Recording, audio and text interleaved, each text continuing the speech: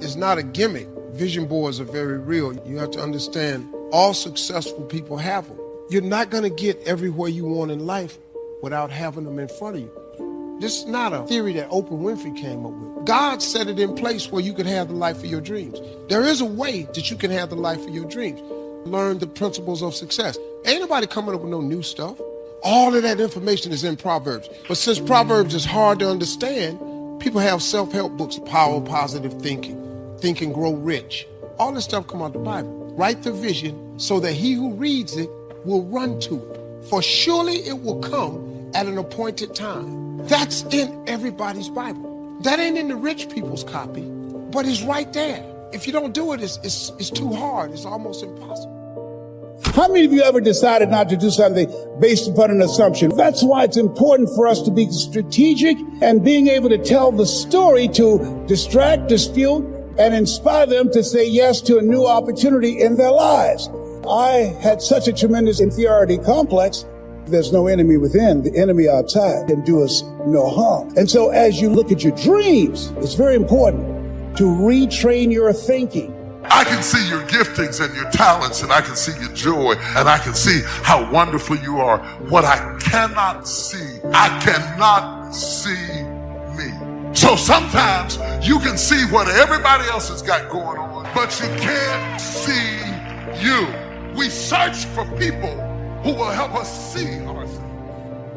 Now quit telling yourself what you can't do. All that's doing is draining your strength. You're going to discover, like I did, you're going to have strength that you didn't know you had. When you need it, God's grace is going to help you do what you didn't think you could do. Now the key is, don't cancel it out with weak thinking. Every morning when you wake up, you need to power up. Get your mind going in the right direction. This is going to be a good day. I can handle anything that comes my way. I am strong. I am confident. I have the favor of God. Angels are watching after me. I'm excited about my future. At the start of the day, you need to set your mind for victory. Don't let just any thoughts play. You have to think thoughts on purpose. If you wake up and just think whatever comes to mind, thoughts will tell you, you have too many problems. You're too tired. You'll never overcome this obstacle. Nothing good is going to happen today. If you don't set the tone for the day, negative thoughts will set them for you. Before you check the phone, before you read your email,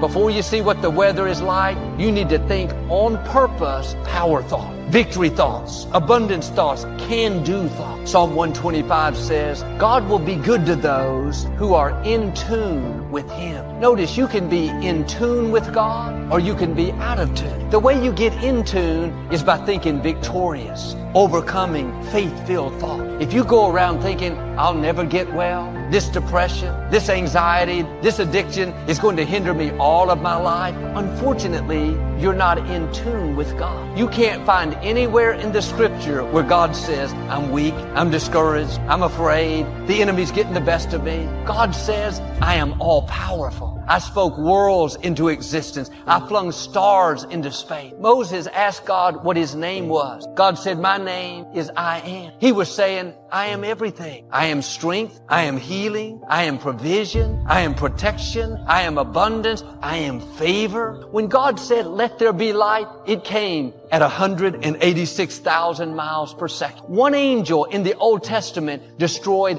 185,000 of the enemies of Israel. If you're going to get in tune with God, you can't think little, weak, defeated, get by, hope this works out thought. You have to think bold thoughts, favor thoughts, abundance thoughts, healing thoughts, victory thoughts. Yes, the opposition may be much bigger, much stronger. Just agree with what God said. Lord, you said, when the enemy comes against me one way, you will defeat them and cause them to flee 7 different ways. When thoughts tell you you'll never get well, get in tune with God. Lord, thank you that you're restoring health back into me. Thank you that the number of my days you will fulfill. The thought comes, this shutdown over the virus has ruined your year financially. Just accept it and wait for next year. Lord, thank you that the economy is not my source, that you are my source. You said you would make rivers in the desert, that you would supply all of my needs according to you're riches. You have that thought, you'll never have a baby. You heard the experts, it's not possible. Father, you said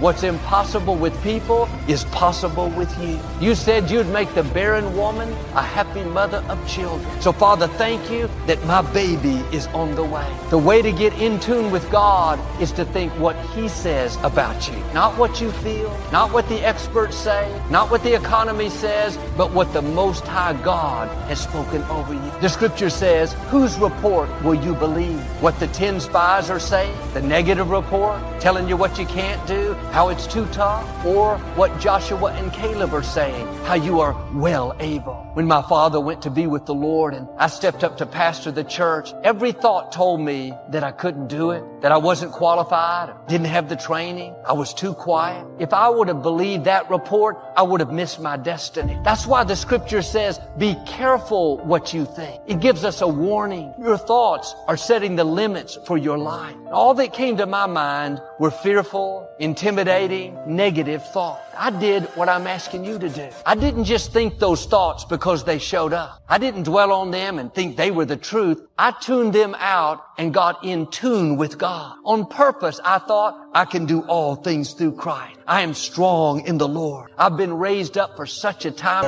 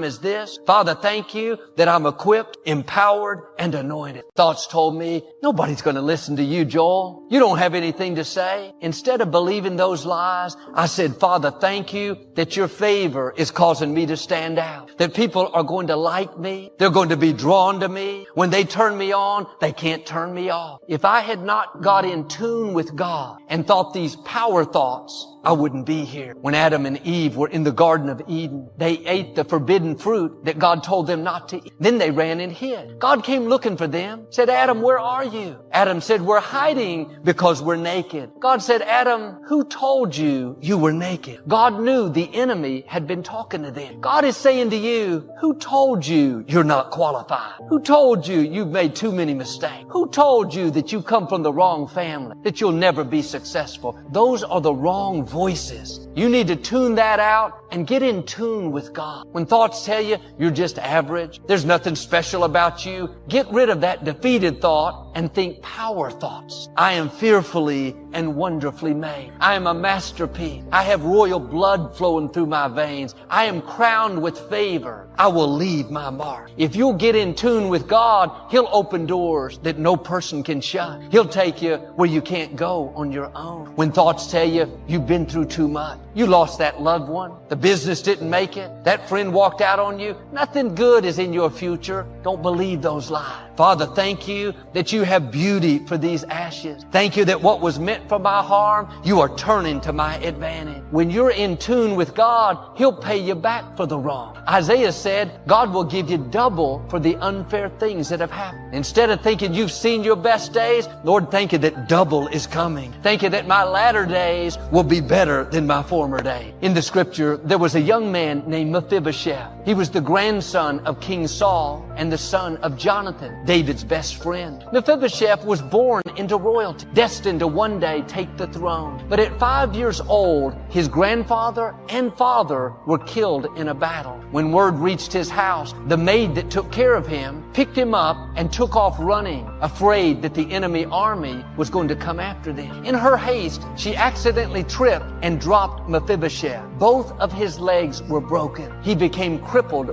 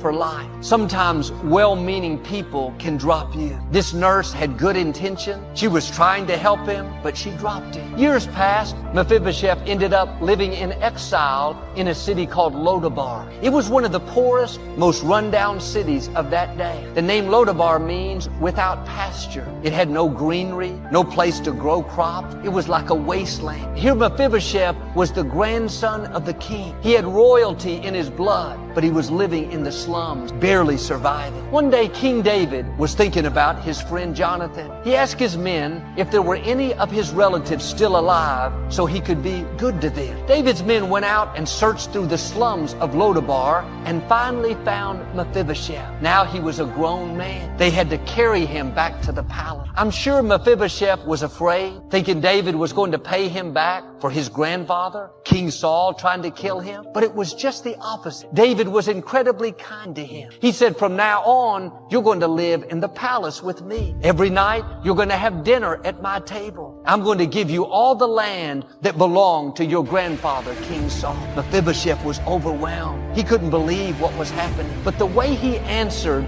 shows us why he was living in Lodabar all those years. He said to David, why would you be so kind to a dead dog like me? Notice his thoughts. Weak, defeated. I don't deserve to be blessed. I've had too many bad breaks. People dropped me. I wonder how many of us are doing like Mephibosheth. We are sons and daughters of the Most High God. We have royalty in our blood. We're destined to reign in life. But because somebody dropped us, we went through wrong, disappointments, things that weren't fair, or we made mistakes, we got off course, brought the trouble on ourselves, and now we're living in Lodabar, thinking we don't deserve to be blessed. We just have to sit on the sidelines, accept that our dreams will never come to pass. Can I encourage you, get rid of that dead dog thinking. Nothing that's happened to you has to keep you from your destiny. No mistake you've made is too much for the mercy of God. You may have had some bad breaks, gone through some failures, but that didn't stop God's plan for your life. Now you have to do your part and quit thinking limited, defeated, unworthy thoughts and start thinking victory thoughts, abundance thoughts, favor thoughts. Put your shoulders back, hold your head up high, and remember who you are and whose you are. A child of the Most High. Get in tune with Him. Like David's men went searching through Lodabar, God is looking for you today. He's saying, I'm about to do a new thing. I'm about to pay you back for the wrongs. I'm about to open new doors, turn negative situations around. You're going to be amazed at the goodness of God. I'm asking you to pay attention to what you're thinking. You are drawing in what you're constantly dwelling on. Your thoughts are running your life. Is what you're thinking about what you want? Are you thinking weak, defeated, I can't do it thoughts? Or are you thinking power thoughts? I am well able. God is fighting my battles. Something good is in my future. Don't be like the 10 spies. The 80% that are negative, stand out in the crowd. Be a Joshua, be a Caleb, and think victory thought. If you'll do this, I believe and declare, like God did for them, you're going to make it into your promised land. You're going to see God show out in your life. Like Mephibosheth, everything you've lost, God is about to restore. The health, the finances, the dreams, they're going to come looking for you